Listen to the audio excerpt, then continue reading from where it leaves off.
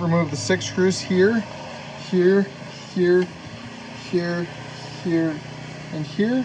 Possibly you might have push pin pop rivets.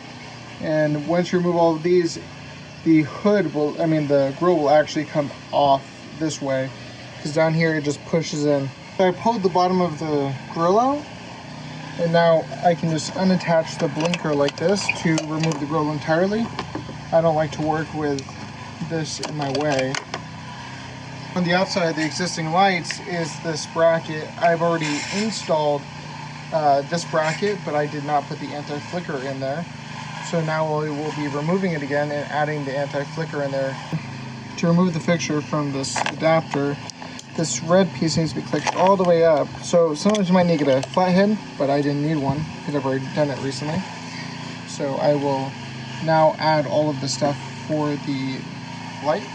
I've added this extra harness that's a crossover from the H13 pin connector to the H4 pin connector. And then in that chain I also have the H4 pin connector for this LED anti-flicker error-free module. Apparently it's an H4 right here.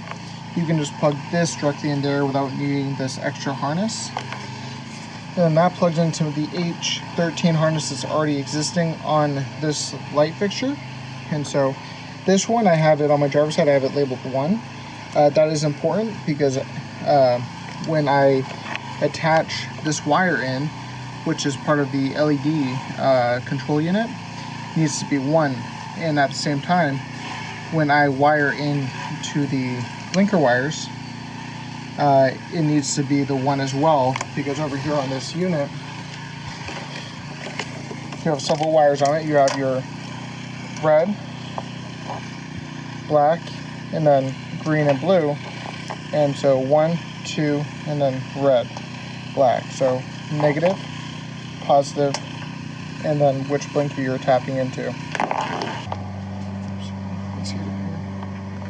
So I've tucked everything in there, all of the connectors, and then just make sure that you have the 1 wire going to the 1, and then here you go. So I'm ready to put the bracket back on to attach it. So what you want to do is to hook up the ground wires. I splice in, but you can do it many different ways. I just figured this was the easiest, cheapest way. And so mine is bluish and greenish with white line, but so is the one in the middle, but it's opposite of the black. The black is the ground. This is the turn signal, and this is the parking lights. And so we don't want it to go off all the time, because if you did parking lights, it'd always be amber. We want it to only turn amber. It'll come out of the color into the amber if you hook it to this one. Okay, so now I have them all hooked up. I haven't wired up the parking light yet, but I have it ran directly to here and here.